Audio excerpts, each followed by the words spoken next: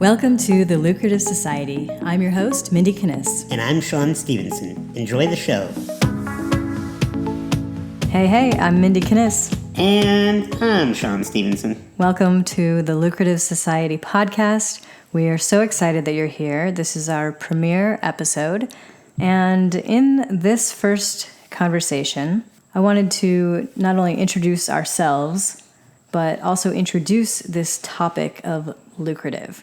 Sean, as you know, we got an interesting comment when we posted our podcast cover around for comments on social media.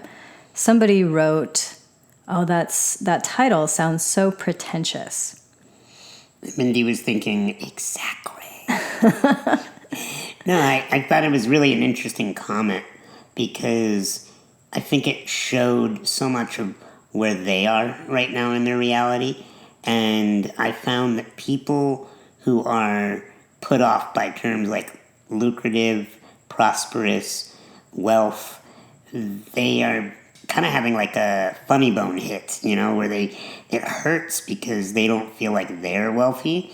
And so when they hear about wealth, that feels like an impossibility and it just pushes their buttons. I can understand that because I think I was that, or at least more like that earlier in my life. The interesting thing to me is that if you look up the definition of lucrative, it simply means profitable. So for us to say this is a lucrative society or a profitable endeavor, somehow that becomes pretentious. We're better than someone else because we're making money. But the reality is, we all have to make money. We're all in this same game together. The thing that it got me thinking about is how that mentality is acting as if it's a zero-sum game. And I really enjoy that concept because if you're winning, Sean, that doesn't mean I'm losing. Zero-sum game is when if somebody gains, someone else loses. It has to balance each other out. But we're not talking about that. You can win and I can win. And our clients can win, and our friends can win, and our families can win. Yeah, and when it comes to creating wealth, I think a lot of our opinions about wealth are based on our upbringing. Totally. You and our interpretation of our upbringing. Because you came from the north side, and you were surrounded by... North Shore of Chicago. Chicago. So you had more wealth around you maybe than I did.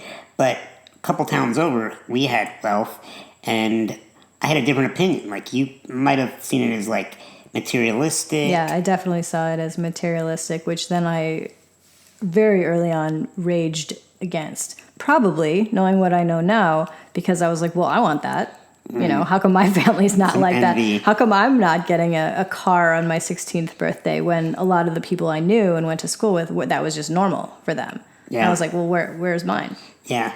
So I was a bit on a different perspective, which is, I'm like, I want that. I was very clear about it.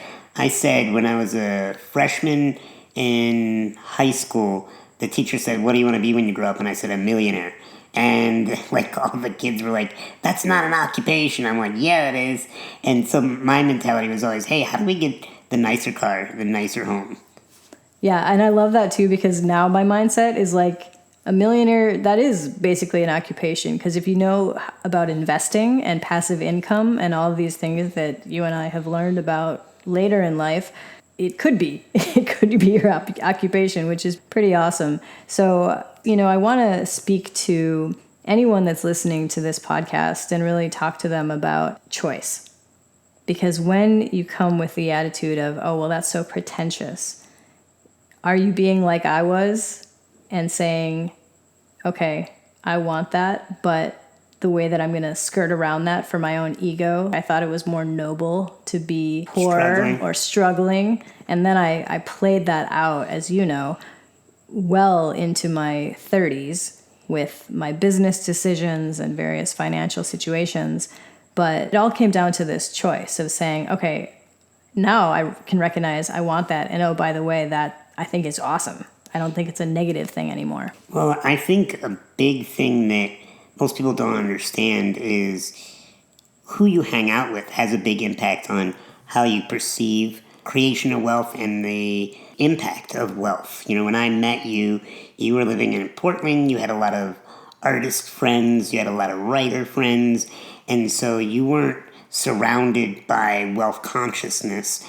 And it was the opposite. Right. It was the starving artist, starving writer mentality. Yeah, and whereas at the time when I met you, I had just started really making a ton of friends that were entrepreneurs, wealthy, had known and figured out and discovered ways to create money in their bank accounts and have an abundance and all of that. And so some of the early conversations that we had with money are not at all how we talk today. Because I was like, hey, Mindie, like, whoa. You know, there are wealthy people in Portland. What are you talking about? I know. Let's share that story because it's so telling about where we were at that time.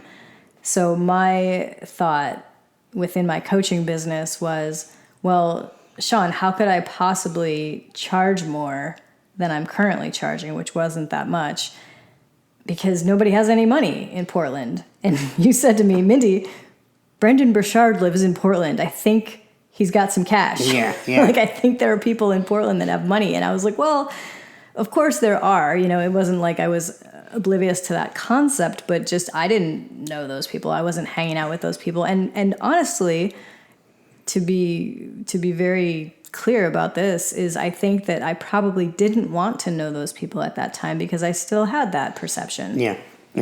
I remember talking to Ryan Moran from Capitalism, and he said the quickest way to become a millionaire is to be friends with millionaires, because how they think, how they spend, how they save, how they discuss things about life and what you're learning about what they're reading. Plus, you're going to be introduced to opportunities that will create wealth for you yourself.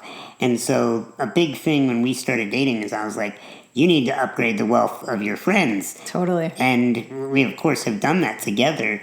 And, you know, even today, something that stuck with me when I was younger, something my father said, and you and I have really done a wonderful job here, is if you want to be wealthy, you need to be around wealth. And that might irritate some people, and that's okay. That's just where they're at right now. But I was like, hey, let's move to Scottsdale. Scottsdale is one of the wealthiest cities in the country. And even in Scottsdale, we kept repositioning where we were living. Inching our way up. Inching our way up the wealth ladder until the place that we are now, which I'm very happy to say is something that was a dream at one point.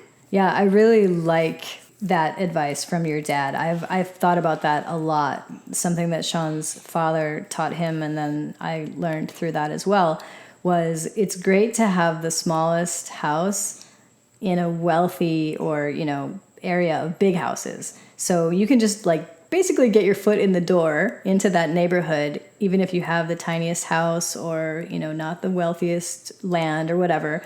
But just being in that space can help elevate your wealth consciousness. Now, I have a question for you, because as you were talking, I'm thinking, well, there are probably some listeners that are saying, well, how could you just ditch your friends? That sounds terrible. Well, it's not that you ditch your friends. It's that you start adding new friends and then you see how you feel around them. And I find that people in my peer group, because there's definitely people that are wealthy that I don't want to associate with at all. Right. Because you can be wealthy and broke. And broke is a mentality of scarcity. It's never enough. I need to take something from somebody else for me to gain. And that mentality I'm not down with. But when it comes to actually creating abundant wealth, where it's got elements of contribution back and giving back and making a difference, those kinds of friends I started adding to my life. And it's not that I had to kick out these other friends. It's just these other friends that didn't want to create wealth kind of self-selected out. And they didn't want to have conversations about books like I did. They didn't want to go to the juice bar in the gym. They wanted to keep playing an old story, maybe stuck in an old pattern, and complain and be victims. And so I would say I love the comment that I learned from one of my mentors, Matt James. He said that when you raise up your vibration, people around you either rise up to meet you or they disappear. And that doesn't matter if they're friends, family, employees, whomever it is. If you raise up your consciousness, if we're going to call it that instead of vibration, you raise your consciousness, people are either going to be inspired because they look at you and see you as an example, and they'll meet you there, or they're going to be like, this is too rich for my blood, I'm out. So true. So we will look forward to many, many more conversations together and with you, the listener. On the Lucrative Society, there are some awesome, really exciting interviews coming up. I cannot wait for you to hear them. Thanks so much for listening. Make sure and subscribe to the Lucrative Society on iTunes and leave a review of the podcast. For more information on our programs, visit our website at lucra.com. That's LUCRA.com. Don't worry. And we'll see you at the intersection of wealth and happiness. 'Cause every little thing Gonna be alright. gonna be alright. Oh yeah, man. I'm saying don't worry About a thing.